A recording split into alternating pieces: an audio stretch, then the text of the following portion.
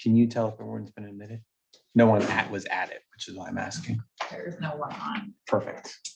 I can. I'd like to call the Zoning Commission regular meeting to order on August 3rd, 2023 at 7:01 p.m.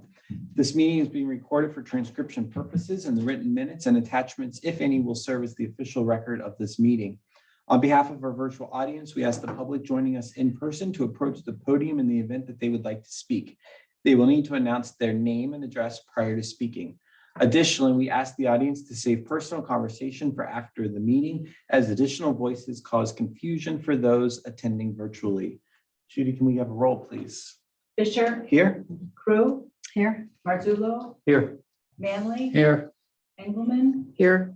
In the audience are Ms. Pacheco, Trustee Augustine, Zoning Inspector Wilson, and is anyone virtually? No. Virtual? Okay.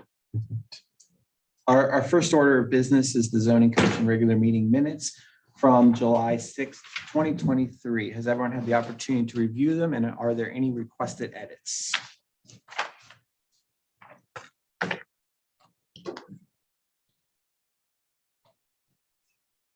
I move to accept the minutes. Second. Moved by Cruz, seconded by Marzullo. All in favor, say aye. Aye. Any opposed? The minutes have been approved as written.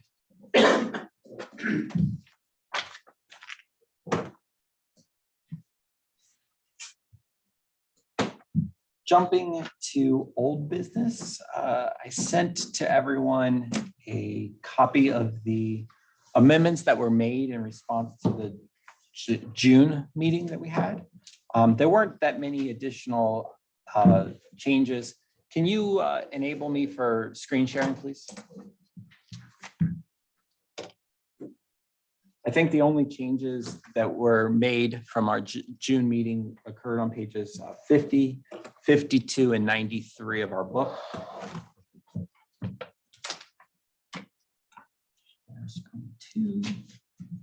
Asking for him to make it almost perfect. I got it. Extras. So on page 50, which dealt with conservation districts, if you remember, we discussed changing the minimum setback from the right of way from 30 feet to 50 feet. Again, just giving that extra safety buffer for potential children running up towards the road. We also proposed a minimum rear side yard setback of 10 feet. I think that there was a typo. It was a small typo. I think it was B in the copy that I sent to you, but I've corrected it in this version. So the minimum rear yard setback shall be 10 feet.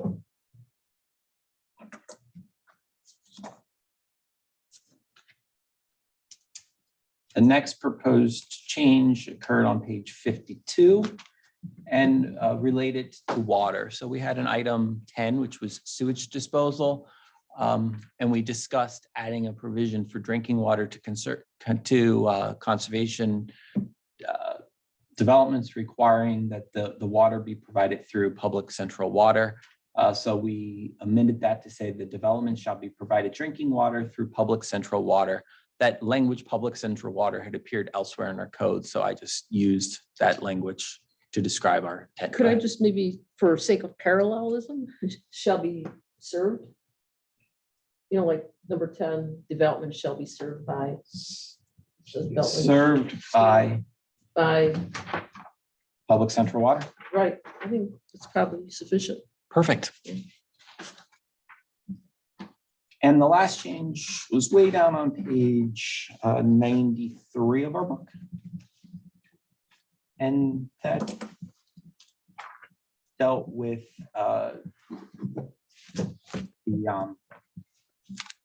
basically a rebuilding of a home in the event that there was a fire or other destruction of the home. The page numbers don't align with the Word document numbers, so it's gotta find where.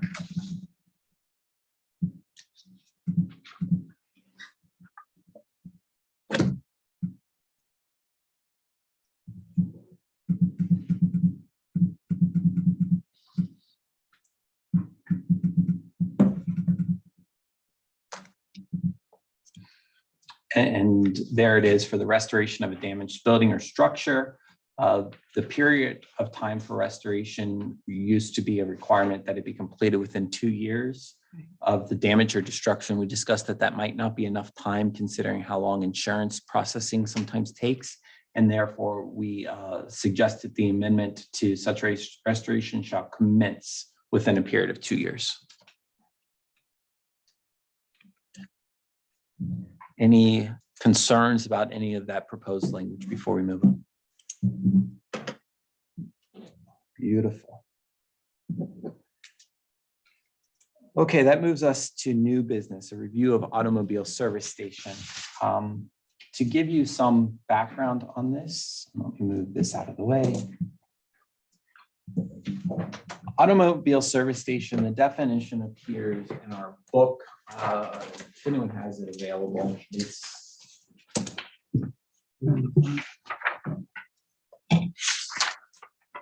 page 6.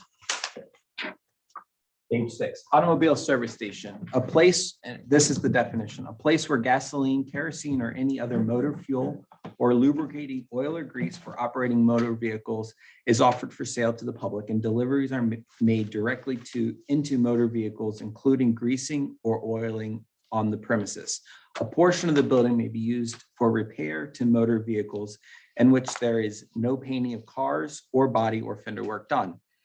And so this was quite an old definition to a time where there were fueling stations, and connected to those fueling stations were repair shops.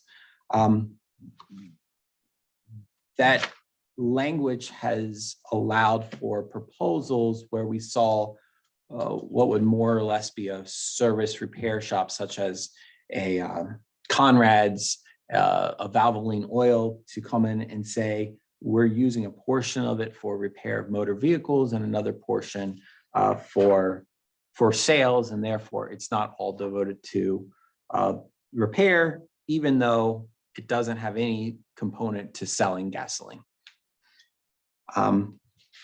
So with that in mind, we've proposed some language, and let me just hang on, let me say a couple more things with respect to it. So automobile service station, as written in our code, is permitted within the business district and the B1 and B2 districts. And that's noted on page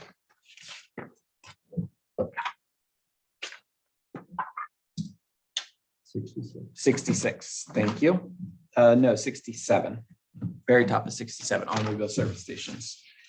And then if you turn to the industrial districts, the I2 district, which is on page 79, allows for, under H, automobile repair and service and repair and sales of commercial vehicles. And so with that in mind, again, if we look at the map quickly, the automobile service stations, as it's written now, would be allowed in the B1 district, which is mostly filled at this point. The B1 along West 130th and Center, that is. The question being Discount Drug Mart, and that corner is still our technically Hinckley property. It's under subject of annexation right now. And so we'll see if Discount Drug Mart ever goes there, if the annexation goes through. The B1 is also down where Buzzards Cove is located, at Hinckley Hills in Bellis. And then the B2 district is up at the top corner of the township along Boston Road and West 130th. So currently that would be where automobile service stations are permitted. And then the I2 district is pretty large. It's the area along 303 adjacent, but not including the Aldi. And then I2 along West 130th. And again, for the I2 district, auto repair and service and repair and sales of commercial vehicles are permitted. So what was it, 3 years ago, Mr. Marzullo? I think it was 3 years, right? Sure, somewhere around there. 2 or 3. Been a while. We developed proposed text for changing this. And so here is a copy of the proposed text. And I believe I sent this to you a little over a month ago. So you've hopefully had an opportunity to review it. What we did is we separated refueling traditional gas stations from repair and service. And so we had a definition of refueling and recharging stations, which was defined as a place where the primary purpose is for the sale or distribution of fuel or electricity for the powering primarily of non-commercial motor vehicles, and associated building may be used for retail sales. And then we had the automotive repair and service, which was a place primarily engaged in the repair or maintenance of motor vehicles, trailers, and similar large mechanical equipment, including paint, body, and fender repairs, which is conducted within a completely enclosed building. One thing to note there is under this new definition, as we had proposed it, we are allowing for paint, body, and fender repair. Under the old definition of automobile service station, it explicitly excluded those from being allowed. So in some ways, we broadened our definition in that we're encompassing additional things, but in some ways we're narrowing it because again, we've delineated between refueling stations and repair stations. We then decided at that point, or recommended at that point, that within the B1 district, and remember B2 did not allow any of this at that point, but in the B1 district, we changed it from allowing automobile service stations to refueling and recharging stations. Again, at this point, the B2, which incorporates town center as well as that area up along West 130th Boston, did not allow for refueling or charging stations. But when we amended the text to make a B3, we decided B2, it made sense to have gas stations since there are gas stations at two of the corners up there in Strongsville and in Brunswick, I believe. We also, in the I district, if my mouse cooperates, in the I2 district, there it was, and it's gone. In the I2 district, we changed that to automotive repair and service to be consistent with our definition. And then we just removed repair and from the sales of commercial vehicles because it was already encompassed within the automotive repair and service. This went to Medina County Planning, and Medina County Planning ultimately voted to not recommend this change to our text. I think the predominant, and Mr. Merzul might be able to speak a little bit more to this, but the predominant rationale for that is related to the idea that if you look at where oil change places typically are, they're often in business districts and not in industrial districts. Industrial districts might have more of the auto body repairs items, but not the oil change. And so there was this discussion of major repair and minor repair. And in fact, we had that discussion even before we advanced these definitions. And we ultimately decided we didn't want to try to delineate between major and minor. But that was the concern that was raised by the Planning Commission. And ultimately, while they voted to approve many of our text amendments, this one they voted to remove from the proposed text amendment as their recommendation. When it got to the township trustees really looked at this and felt that that we were getting ready to undergo a comprehensive plan audit and that maybe this change shouldn't occur until that comprehensive audit was complete. The comprehensive audit didn't officially begin until January of last year. However, there was talk of it way back in June, and it's in the meeting from the township trustees. As it turns out, the comprehensive plan had no discussion related to this at all. And so we certainly can revisit it again. I'm generally not an advocate for revisiting things that we've recently advanced and that we've not had approved. However, I think that this one's a little different in the sense that this one was not approved because they disagreed with the proposal. It was not approved because they felt that we should wait for some other item to occur, which has now occurred. So that's where we're at on this. That's the history of this language. And the question is, do we want to advance this same language again? Do we want to modify it? Do we want to have, look at major and minor and delineate those two? Or do we not want to address this topic at this point?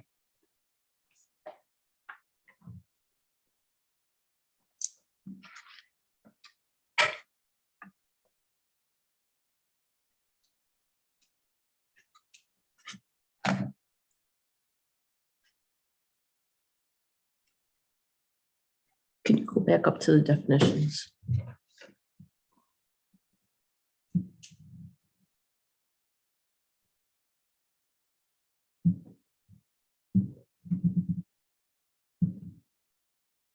Sorry.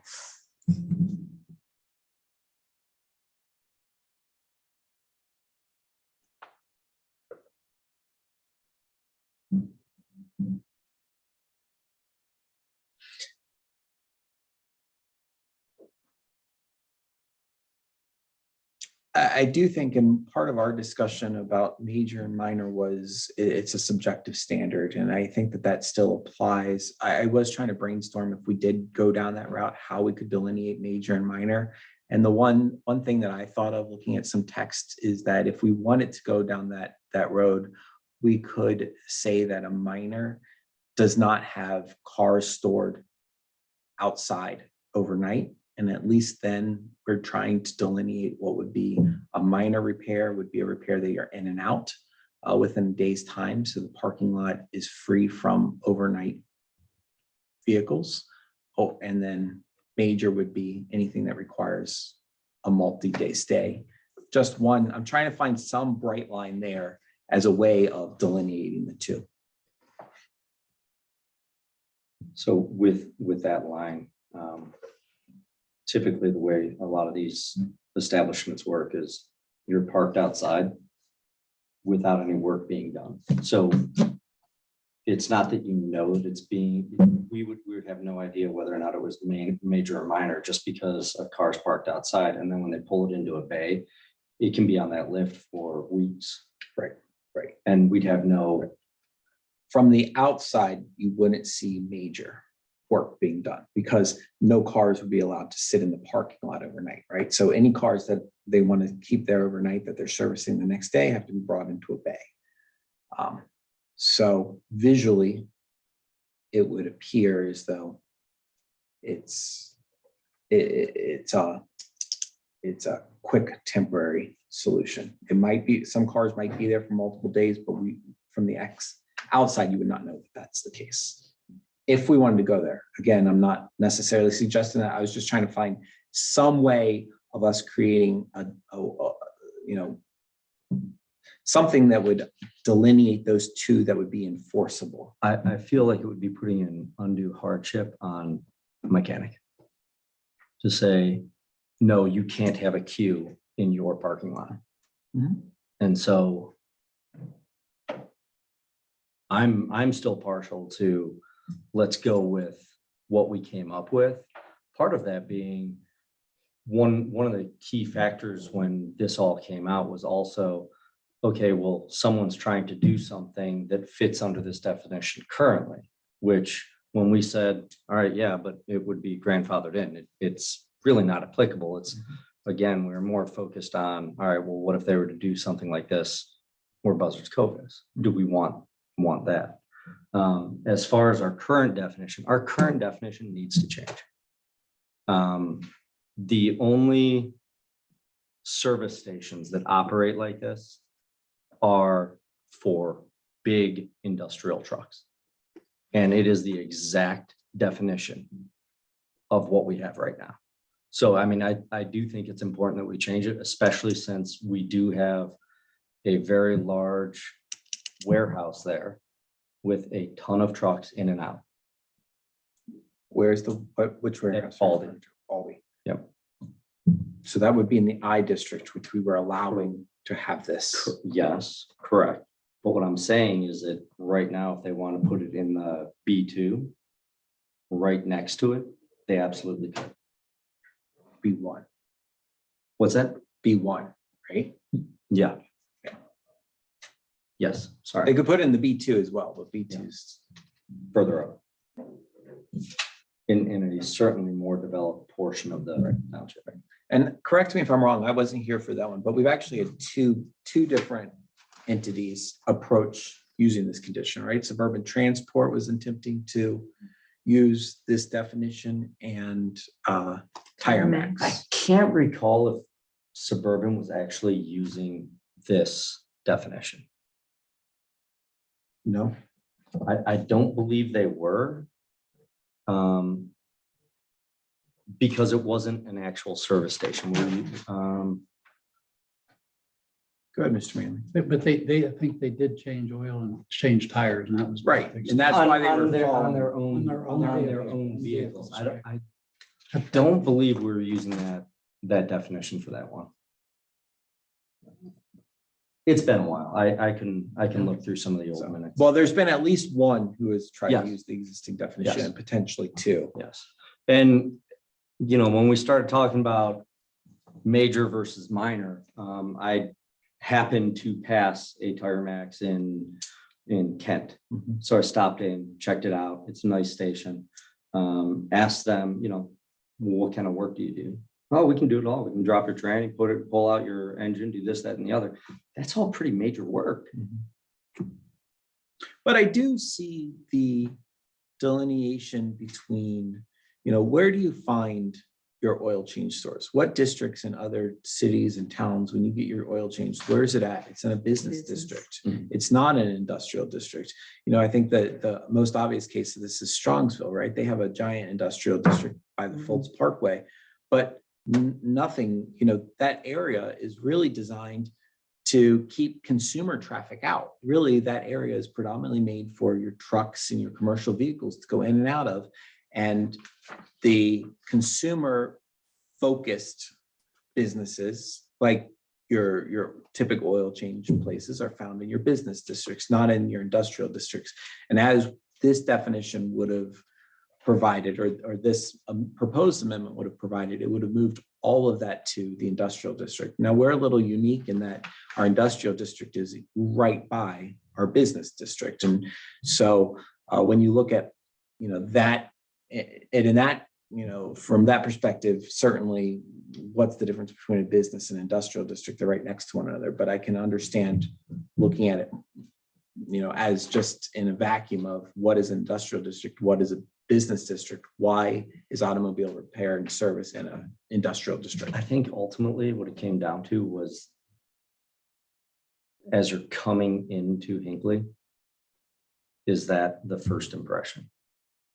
Is that what we're looking for? Do we want an oil change facility to be the first impression?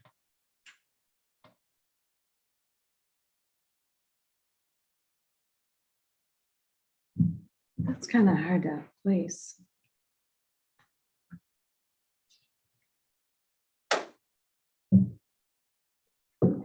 Because you're looking at a zoning area and they can use a variety of things. Absolutely. So what do you do? Change the zoning for the possibility of it? Changing the definition is more of, all right, what was the original intent when this was written? Right. Was the original intent to have, okay, we can have a gas station as we know it now? Or was it, okay, we're going to have a complete tear down, overhaul garage? But even in the 50s, many of those, I'm sure that this garage that's right here in town center, they probably did full tear downs of cars back in the day, right? It was a single garage, but yes, they contemplated allowing for full tear downs of vehicles, not necessarily on the industrial commercial scale, because those garages wouldn't accommodate it, but certainly on the consumer scale. I think that would have been pretty common. You probably would have seen Ford junk cars sitting outside being in different stages of being torn apart. I don't know that was that uncommon for those small service stations.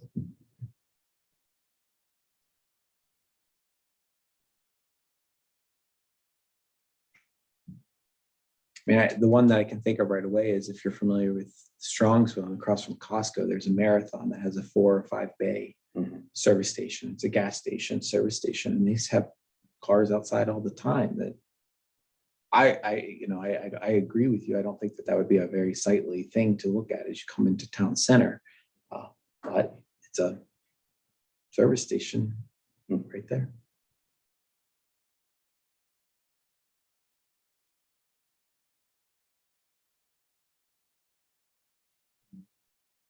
I think our revised definitions are good. I want to keep them. I think we spent a lot of time We looking did. at it, We did. so. And keep the district's proposals the same as well, but allow the automobile refueling and recharging station in the B1, B2, and the automobile repair and service in the industrial district. Resubmit that, Yeah. that table. So really, I wasn't part of that early discussion and I liked the new definitions. And I think they make sense, in today's world. It has changed. So, and that marathon is still kind of now more the exception, Mhm. where you have, repair bays. It's really look at sheets. Right. It's all about fueling Right. and munchies. And lottery then- tickets. Huh? And Lottery lotto tickets and beer and wine. But then you go down 303 and there's multiple service, stations. And so they've come to be separated. So, Absolutely. and major, minor, that's too. Big. Yeah, Well, no, it requires policing, and I don't know if that's really It what you does. want to do. right. And it's very easy for a company to transform from one or the other. They might come in and say, I intend to do a minor repair. Mhm. And then over time, you see it becoming more and more Right. major repair. So it's very easy to go in that direction. Right. So my only question on those definitions, on the refueling station, Do you want me to pull? it says primarily non-commercial. So what is intended by non-commercial? Does that mean that if your license plate says truck on it? Or you're talking about, So when you're saying primarily non-commercial, you're gonna have, like, let's say it's a gas station, it's gonna have 9 pumps. Mhm, Of those 9 pumps, at least 6 of them are gonna be unleaded. Virtually every commercial vehicle runs off diesel. Most commercial vehicles need diesel and DEF, diesel exhaust fluid. If it's gonna have those 9 pumps and only 3 of them are diesel, you're not gonna get a ton of commercial activity. And without having DEF, you're gonna get significantly less commercial activity. So as Sheets, obviously Sheets has some commercial traffic in it, but it's primarily consumer-based sales. Whereas if you went to a Love, for instance, or one of those Mhm. large truck stops, the bays are much taller mhm. and they're much more geared towards the large semis coming in. And that's And why the we vast were majority of times, focused. they actually have the commercial side for the everyday driver, and then a separate entrance with a completely separate bank of pumps for the semis. Right, Even the professional drivers come in from a different entrance. They have showers, they have all sorts of stuff. It's a yeah, pretty I'm familiar, significant right, yeah. difference.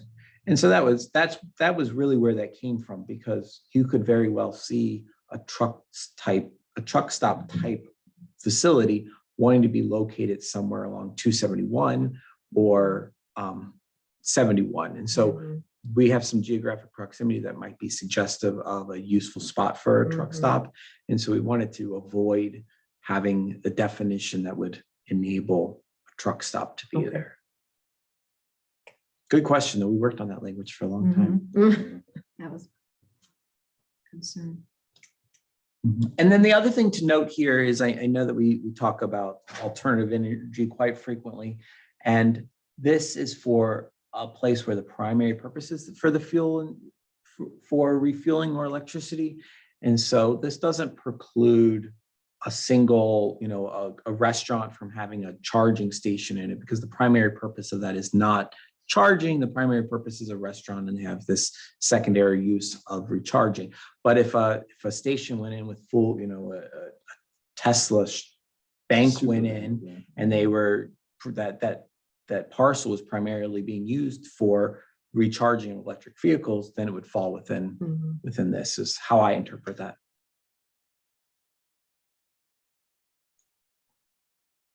Truthfully, I think you can probably put a single or double recharging bay on virtually any property. Yeah. Because it's more or less just running electrical lines. When you're talking about a fueling station, you have buried tanks, and I mean, it's quite an undertaking to put those in. Or moving to the future, you're going to have a very large grid. You're going to probably have a transformer or something on site to enable you to deliver the electricity. So that's the distinction. Perfect. So if there's no objections, hang on, Mr. Pro. Okay. Then we'll move forward with this. Is that good? Mr. Pearl. Richard Pearl, King Road. I wonder if you'd consider breaking down automotive refueling and recharging station. Because like Foster's or the new donut shop, if they had a recharging station, it would bring in business. People would go in and get 20 minutes of energy.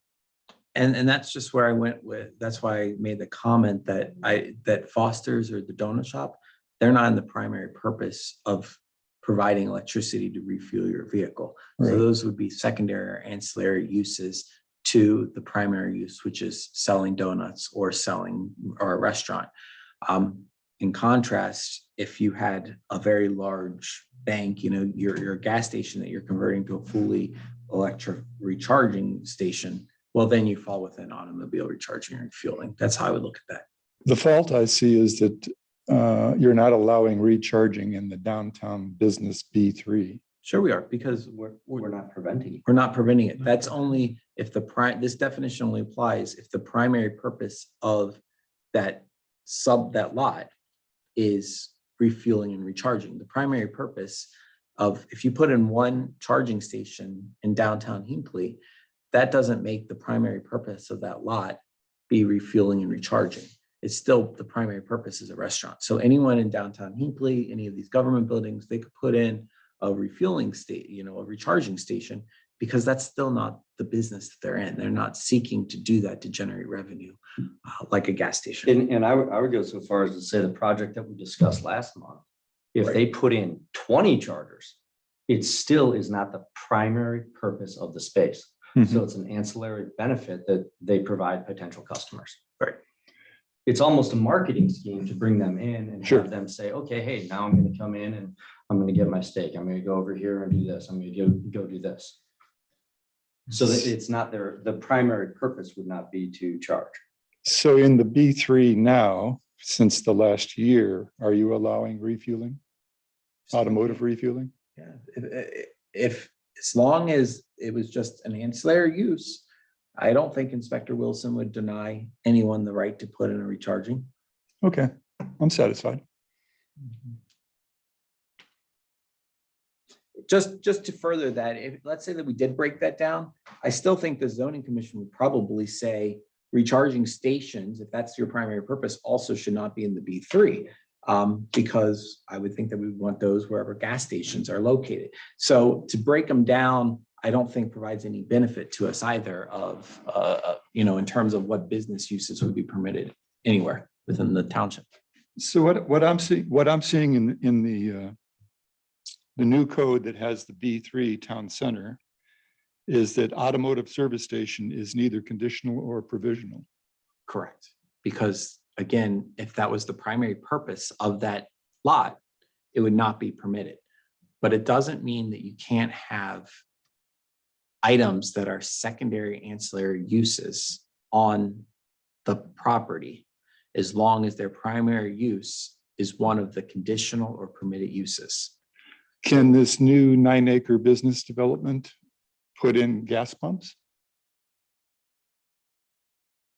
as a secondary, non-primary?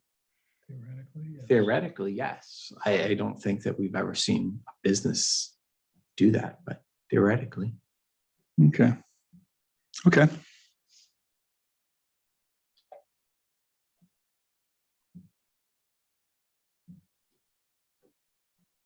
Any other comments in view of that? Perfect.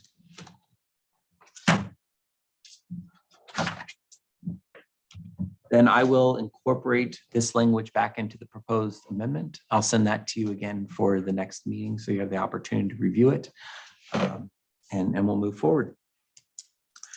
Chairman's report, Bluestone concept plan. This is the preliminary amendment that we reviewed last month. They've changed names again. I think now they're called Bluestone instead of Waterway 3 or Watermark 3 or whatever it was before. I continue to refer to it as the Town Center project, so I'll continue to list it on our books as the Town Center project to make it easy for us. They submitted a concept plan for the Medina Planning Commission. This is a concept plan. Oh, thank you. This is a concept plan, so this is not the plan that will be reviewed by the full Planning Commission yet. It's just a concept plan, it's a discussion with planning services. They've requested comments by middle of next week. This has been sent to you, and if you had any comments, please provide them to Suzanne. I think I asked for those to be provided by Monday. It might be Tuesday, whatever the date was on her email would be great, just so that we have an opportunity to compile them. The comments that I intend currently to submit is that the preliminary amendment or preliminary site plan was approved by the zoning commission. There were questions and concerns regarding fire access and turning radiuses. There were questions and concerns regarding the front elevation. And there were questions and concerns regarding whether the use of the amplifier is a permitted or not permitted use within the B3 district.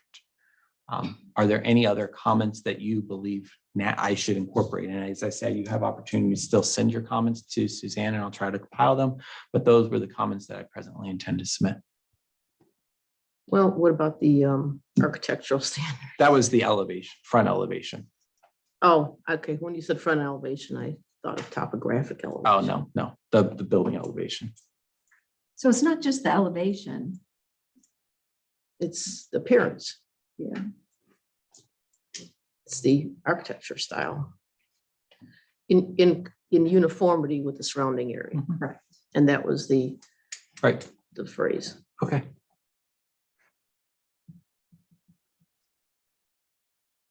You know, Judy did a wonderful job documenting our discussion last month. She did.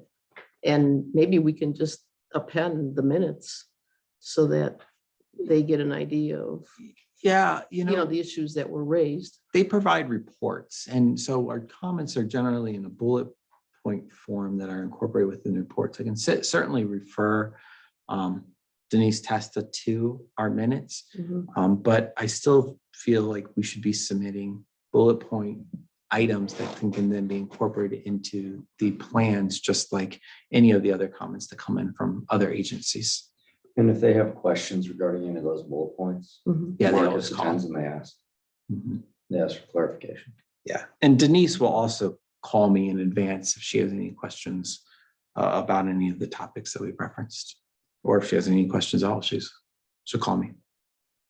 And just for clarification purposes, if any of you attend, you're attending as a zoning commission member because it's not open to the public. You're being notified as a zoning commission member that the meeting is even occurring and allowed the comments. So just for clarification. Yeah, this is not the planning commission meeting, which is the one that's open to the public and which then provides minutes afterwards and actually has votes.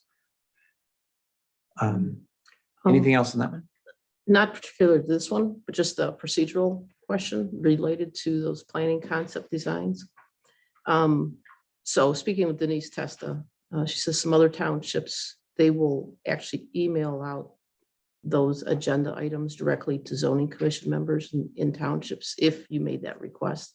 And I'm just asking about doing that so that it just kind of cuts some of the time delay. Because we get these things and then it's like, by the time you ask Susan to send it out to us and those steps happen, it could cut a couple of days off of. So we had an internal discussion on this as well after that, and Denise did contact me to ask me about that. And my feeling on that was that I would prefer to make sure that I don't even send them out myself. I generally have Suzanne do it because I want all communications to flow in and out of Suzanne and not someone send it to another party that's on that initial email. So that's why I prefer that we maintain the process that we've had. Generally, I don't think that the issue you raised has occurred. It occurred on the last one because Suzanne was out, and in the future, I'll just, if I'm still chair, I'll just forward them along on that point as opposed to relying on Suzanne. Although even I think on the last one, you still had, after she forwarded it, over a weekend and a few days to submit comments to me before I could provide them to the planning services. But in general, just like this one, there's 2 weeks of time or so for you guys to provide comments. It's really about just maintaining a flow of traffic that I think makes sense for us. Anything else on that? So our next regular zoning commission meeting will be September 7th, 2023. I unfortunately cannot make that meeting, so you'll have to head that meeting. The only other options would be cancel the meeting, which is certainly an option. There's as far as we know, nothing preliminary amendment concept plans or final site plans to take place at that meeting. Or the other option would be to set a time now for a special meeting for the purposes of the regular meeting. But as I said, I think that you'd be fully capable, and if nothing else, you can just review, approve the minutes, and shut down the meeting if you want. It's up to you. What does everybody want to do? Now that you're retired, you've got the time. You might even need the extra income. That's a good point. Everyone's got an opinion in the room. Oh, we'll just have it. We'll have the meeting. Perfect. It'll be September 7th, 2023. At this time, we don't have any new business. Do you want me to put new business on the agenda for September 7th? Do you just want to plan on reviewing the minutes and recapping these amendments that I will incorporate into the text I can send to you in advance? Or do you want to just start a new topic? Do you guys want to start a new topic next month? Sure. Mhm. Topic. Put a topic on What's the list? It was sent to you. I've been in the truck all week. No, it was sent to you like a month ago, 2 months ago. Let me see. Right. The other thing I think we should start considering is how many more topics we want to discuss before we probably move forward with a proposal, or at least working on these again, because I know we're going to have to revisit the B4 again and flush that out a little bit more. And there were some other items that we flagged. And at some point, we probably need to stop adding additional items and just move forward with a proposed text amendment. Let's see. What would I have called that? Service. Yeah, I'd like to finalize on the ones that we think we're done, but we said we'd go back and revisit it. And I think there's it's several. important to finalize those and get them completed. I'd like to do that before the fall, or We're already approaching. In the yeah, fall. I'd like to do that in the fall. Yeah. It is fall. Yeah. Just It will about. be fall when we meet again. So on my list, I had conservation developments, which we did, the automobile service stations, which we did, nuisances, senior housing, and riparian setbacks. I think nuisances might be a decent one for you. Just a softball. My dog's frisbee. Are you serious? You want to do that one? We could do that one. What's senior housing? Look, Did we already talk about senior Yeah, housing? senior housing is the idea of, do we want to remove multifamily dwellings from the B1 district? Remember how senior housing allows for multifamily? And so I think that's the discussion about that. Nuisances, there's a wide range of topics. I think you've seen comments on that. Go ahead. and put riparians. nuisances. You want to do nuisances? We can You can start start nuisances. it. You know, again, the whole point is not necessarily to make any amendments, right? You have a discussion about a topic and you might decide Not to do to not do anything. anything. And that's perfectly fine. These are just topics that we wanted to explore. That's what a commission does, is they explore topics to see if it seems prudent to make a change to Right. the code based upon what we've heard on the topic. So I will add nuisances to the new business for next time. just so you know, I may not be here at that meeting either. So if there is a protocol or procedural question or something specific to nuisances, I will most likely not be here at my birthday. Oh, okay. Well, happy birthday coming up. We'll just wing it. During that meeting. Perfect. All kinds of Living space. Those are the only items that I have. Ms. Crew, anything? No, I don't have anything. Thank you. Mr. Marzullo? Not at this time. Mr. Manley? Nope, nothing. Ms. Engelmann? Nothing. Ms. Chetto? Augustine? Wilson? No. Perfect. Anything from the floor? Perfect. At this time, I'll entertain a motion to adjourn at 7:46 PM. So move. Moved by Engelmann, Second. seconded by Crew. All in favor, say aye. Aye. Any opposed? No. Meeting is adjourned.